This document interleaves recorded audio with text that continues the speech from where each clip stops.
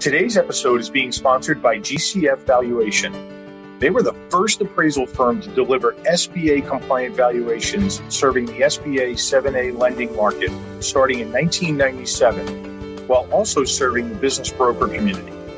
GCF Valuation is known in the valuation industry for their deep expertise, high-touch personal service, and for their superior reputation for handling the most complex engagements. When you need a valuation done right the first time, no firm is more flexible and capable. You can find more information about GCF at gvalue.com. And if you would like to hear more about how GCF approaches valuations, you can listen to episodes 36 and 39, where I interview the two founding principals of GCF, Darren Mize and Steve Mize. Hope you enjoyed today's episode. Looking to buy, sell, or grow your business to position it for a sale?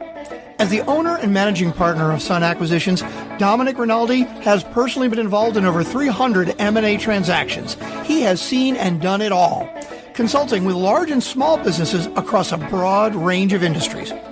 On M&A Unplugged, he'll interview buyers, sellers, and their advisors about their experiences scaling, selling, and acquiring businesses. On every episode, you will get key learnings, but most importantly, you will be better prepared for your own acquisition or sale. This is M&A Unplugged with your host, Domenic Rinaldi. For business owners in our community who are looking to build a more flexible and expandable business, the concept of hiring virtual assistants has come front and center, especially during the current COVID crisis. Virtual assistants have been around for a long time, but it seems like they have really picked up steam in the last few years with more people entering the gig economy. Today, we are being visited by Nathan Hirsch, someone who has built multiple businesses on the foundation of virtual assistants, and he's just started a new firm, Outsource School, to help business owners learn his techniques. Nathan, welcome to M&A Unplugged. Yeah, thanks so much for having me. Excited to be here. So Nathan, first, how about a quick background on yourself, what you've done and some of the businesses that you've built?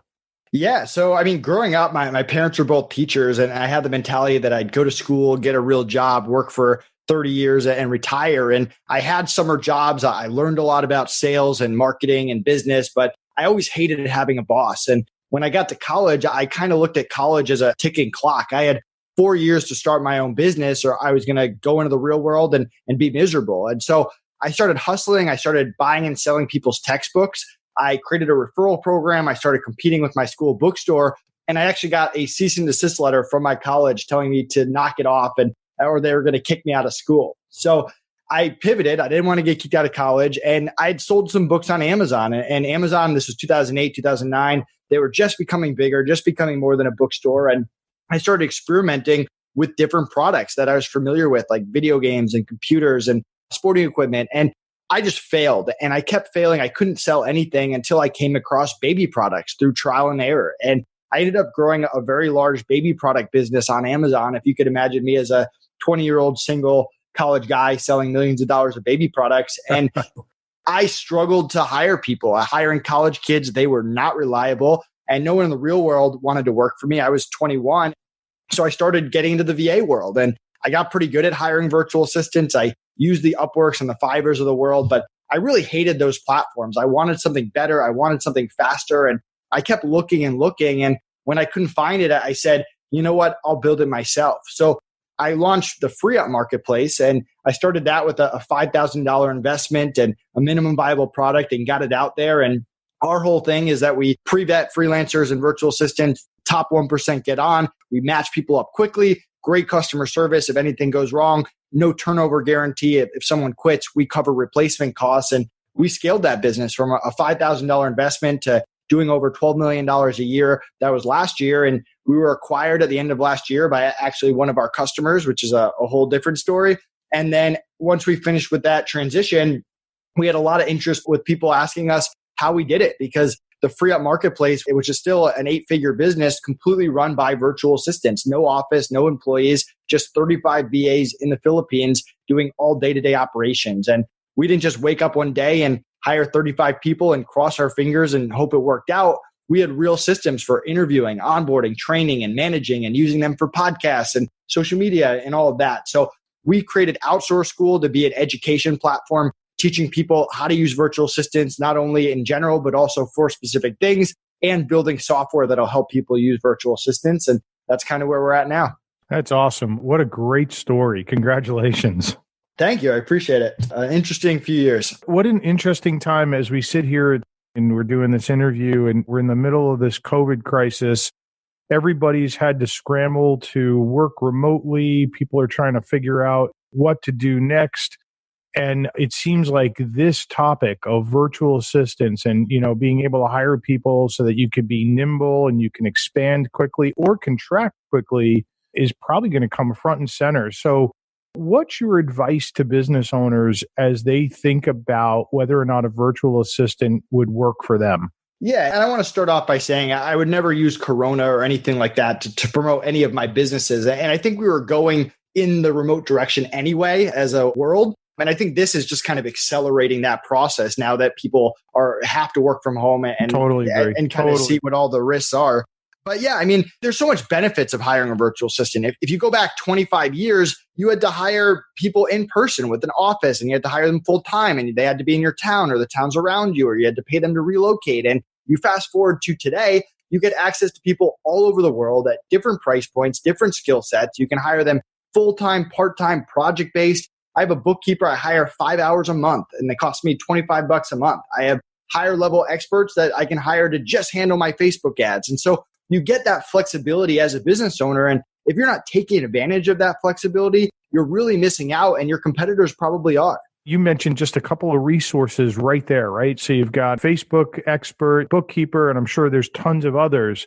If you're a small business owner or mid-sized business owner, where do you get started, even understanding how to go about hiring the right people and knowing what to hire? And then how do you manage all of those resources that may be doing just like one small task for you? Seems like a lot of external resources to manage. Yeah. And first is an understanding of everything. And I like to divide it between followers, doers, and experts. So followers, think $5 to $10 an hour, non-US. They're there to follow your systems, your processes. And they might have years of experience, but they're going to struggle if you don't have systems and processes in your business. And that followers are what I consider virtual assistants.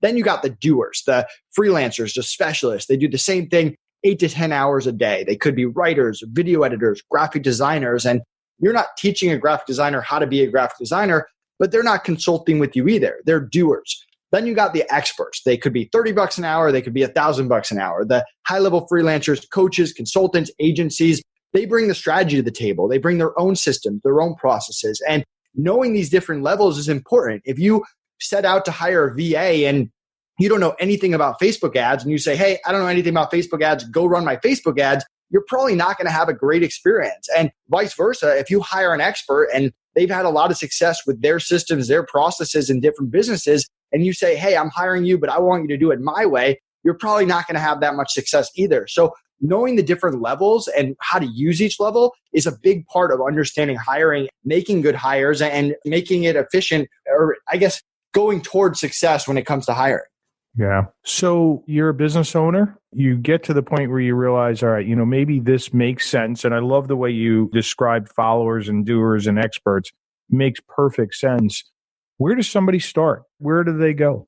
Yeah. So the first thing, and we have a cool tool on outsourceschool.com. If you go to outsourceschool.com/VA calculator, or you can do the math yourself, but figuring out how much you can afford is really step one. And you want to look at how much money you make every single month, and you want to look at how aggressive or how conservative you want to be. If you're trying to build that next empire, maybe you're investing 50% of your profits into hiring. If you're more conservative, and we're all in a different place in our business, maybe you're in that 10%.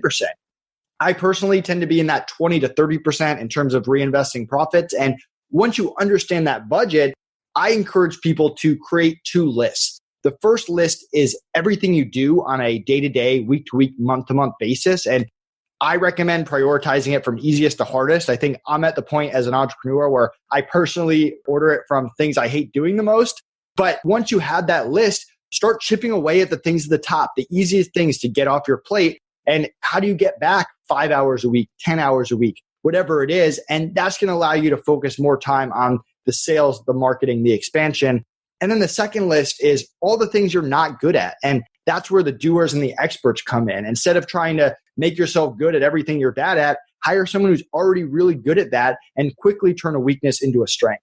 So Nathan, let's say somebody puts that together, they put their budget together, they identify what they need. They go out into the marketplace and they start looking for folks and they find somebody. And that person takes over a particular task. Are you in the same situation as if you had an employee where that person gets sick or they decide to go get a full-time job or then you're back to square one? Is there a way to hedge in the virtual assistant or, specialist world so that you're not in that situation where somebody leaves, you've got to start from square one? Yeah, and you should diversify your hiring so you don't put all your eggs in one basket and just load up on someone that your entire business depends on. But the most important thing, if you think of hiring in 4 parts, and this is what we teach in our Cracking the VA Code course, interviewing, onboarding, training, and managing. And most entrepreneurs, they know that they have to interview a virtual assistant. Most entrepreneurs know they have to train a virtual assistant. And most entrepreneurs know on some level they have to manage the virtual assistant. It's the onboarding that everyone skips. And that's the part that leads to the turnover, that leads to someone wanting to quit on you, that costs you hours and hours down the line. So for example, let's say I interview a bunch of VAs. I want to hire Jane. I want to hire Jane at $5 an hour. What most entrepreneurs will do is they'll say, Jane, that was a great interview. I want to hire you at $5 an hour, getting started with training. What I teach people to do is, Jane, that was a great interview. I want to hire you at $5 an hour. Let's make sure you're really good with $5 an hour. And if you are, I want to take you through what I call my SICK method, SICC. And that's schedule, issues, communication, and culture. We're going to talk about schedule, make sure the schedule works for you. I'm going to learn about your other clients and what their schedule is and if there's any overlap.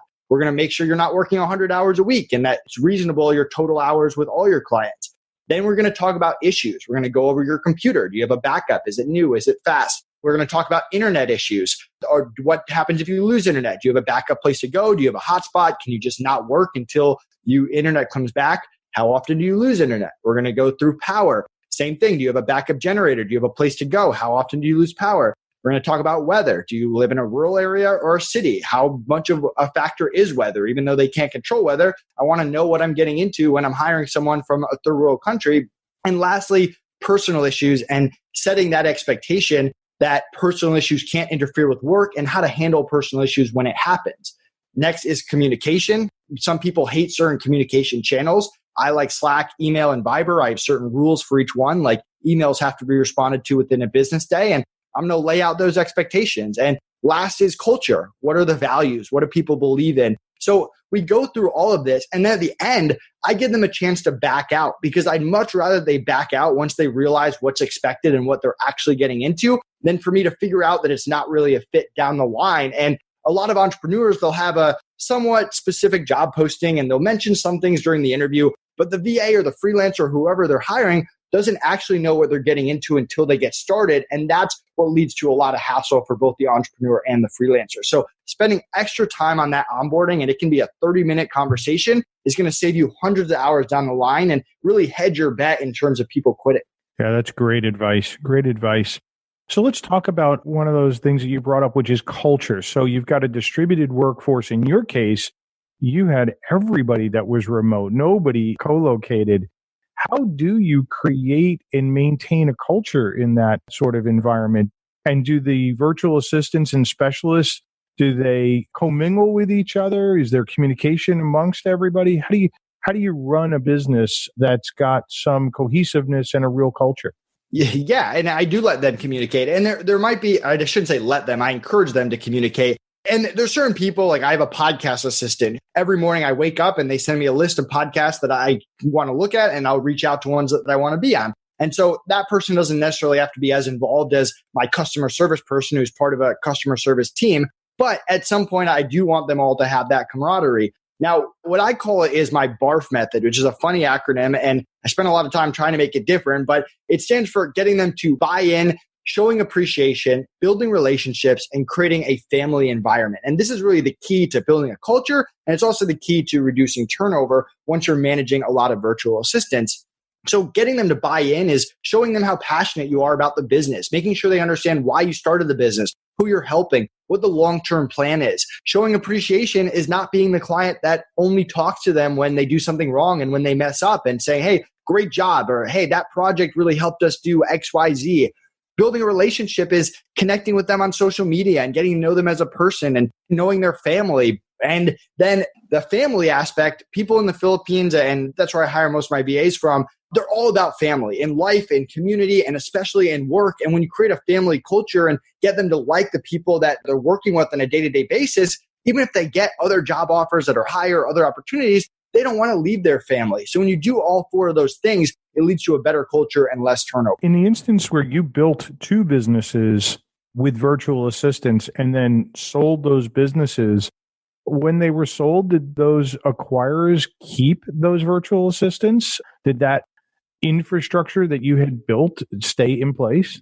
Yeah, so the Amazon business, we sold over $25 million, but we never sold it. We kind of phased that out. Amazon was getting harder and FreeUp exploded. So that we didn't sell. FreeUp we did sell. And not only did they keep the virtual assistants, we weren't signing anything unless we knew their jobs were secure. And I still have great relationships with the people on the internal team. It was by far the hardest of selling the business is not being able to work with them anymore. But we really felt like we were creating a win-win for everyone. And we did a lot of due diligence on the buyers to make sure they weren't going to run the business in the ground or ruin our relationships and our partnerships, and that they were going to treat the internal team really well. And we also took $500,000 from the sale and gave it to our internal team in the Philippines to make sure that they were taken care of. So that's something that's really important to us. We would not have sold FreeUp if we didn't think the new people would take care of them. And I think even once all that's done and you do your due diligence, you're still crossing your fingers and hoping that it all works out. And I mean, I'm still in contact with them. We have a different group chats and they couldn't be happier. I mean, I think they miss us on some level and all that, but they really like the new people that they're working with. So it did end up working out, and that was something that we cared a lot about. And Nathan, what was your strategy in hiring virtual assistants? And specialists, did you go to a firm that, because I know there's plenty of firms, and not just in the Philippines, but around the world and even here in the US, that collect and hire their staff and then they outsource them as virtual assistants. So do you go to one firm and hire a collection of people from that one firm, or are you hiring individuals irrespective of whether or not they work for a larger firm? So I built a marketplace for pre-vetted VAs and freelancers, and I really practiced what I preached. I only hired people from FreeUp. And even now that I sold FreeUp, I'm now a client of FreeUp, which is a little bit weird, but I negotiated a lifetime discount as part of the buyout. Regardless, I would still use them. I just hired a rockstar VA from FreeUp 2 days ago. So even though I have nothing to do with FreeUp anymore, I strongly recommend listeners to check it out. It's free to sign up. You put in a request, you get someone quickly, and it's something that I plan on building all my future business with. And do they have specialists as well as virtual assistants, or is their specialty really virtual assistants? Yeah, they have both of those. They even have experts, they have agencies, they have consultants on the platform. Nice. So let's talk about some other potential downsides. Culture, I think, is a big one, because if you don't have a good culture, it's hard to really gain momentum. And it sounds like you really figured that out. But how about some other things that could pop up, like data security and other things that owners might need to think about and really plan for before they go down this path? Yeah. I mean, risk is the one that I think everyone's worried about. This is my overall stance on risk. I mean, there's always going to be a risk when you hire anyone. There's nothing that me or you or anyone else can do to make that risk zero. Even if you hire an employee in your office and you're looking over their shoulder, or you hire your best friend, there's still a chance they do something stupid or jeopardize your business or you in some way. And the average freelancer, the average VA, especially if you get someone like on FreeUp where they only let in 1% of the applicants that apply, those VAs care so much more about staying on the FreeUp platform and having you as a client and providing for their family and everything that goes along with a stable job than they do about stealing or jeopardizing your information anyway. And what are they really going to do with a lot of that information anyway? So yes, you should do things. You should have LastPass. You can, if let's say I hire a bookkeeper, if I give them access to my credit cards and my bank accounts, I can give them view-only access, although my bookkeeper with FreeUp had access to everything and they could send money and all that. And I built that trust. And you can even have them sign an NDA, but are you really going to chase them across the Philippines over an NDA?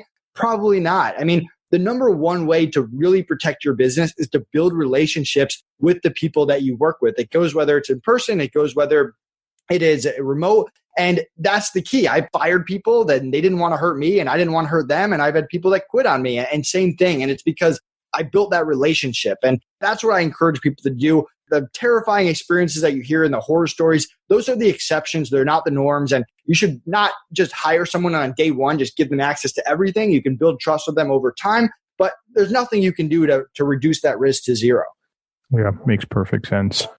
Nathan, this has been tremendous information. What else, as we sort of wrap up here, would be important for people to know and understand about these opportunities? I really do believe that we don't want to promote that Corona is the impetus for all this, because it was well underway before this crisis. It is the future, I think. And what would you like to leave people with in that regard? Yeah, I mean, no one has a 100% hiring record, hiring remote. Like, it doesn't happen. That's just not how the world works. But the entrepreneurs that figure it out and get into that 85 to 100% in terms of success rate, compared to the ones that are in that 30 to 40%, those are the ones that scale their business. I mean, you don't necessarily have to have the next great idea. Think about how many marketing agencies there are out there. I mean, there are marketing agencies that are doing the same thing as everyone else, but they scale and they grow because they build really good teams and they're good at hiring. And there's other entrepreneurs that come out with really good ideas that are new and that could be game changers, but they never get off the ground. They never really grow because they don't hire the right people. And people have to start looking at the hiring process, just like they look at marketing, just like they look at sales. It is a core part of being an entrepreneur that at some point you have to figure out. And the way you figure it out is by focusing on what you can control. And what you can control is your systems and your processes for interviewing, onboarding, training, and managing people. That's awesome. That's great advice. And I think your new venture, Outsource School, is hitting right at all of those things. A tremendous opportunity here. Nathan, if people wanted to get in touch with you, how could they reach you? Yeah, so I'm one of the easiest entrepreneurs to contact. You can add me on Facebook or LinkedIn, Nathan Hirsch, or Twitter and Instagram, The Real Nate Hirsch. You can go to outsourceschool.com, join our newsletter. You can go to outsourceschool.com/VA calculator and get that free tool I was telling you about. And yeah, if I can help you in any way, feel free to reach out. Nathan, thanks so much for being with us. Thanks for having me. So all of today's information will be available in the show notes. If you would like to learn more about the process of acquiring or selling a business, please visit our website at sunacquisitions.com or feel free to reach out to me at drinaldi@sunacquisitions.com. I look forward to seeing you again on the next episode of the M&A Unplugged podcast. And until then, please remember that scaling, acquiring, or selling a business takes time, preparation, and the proper knowledge. Thank you for joining us today on M&A Unplugged. If you enjoyed the show, please subscribe, rate, and recommend it wherever you get your podcasts. If you want more great information on how to scale, acquire, or sell a business, please visit our website at sunacquisitions.com.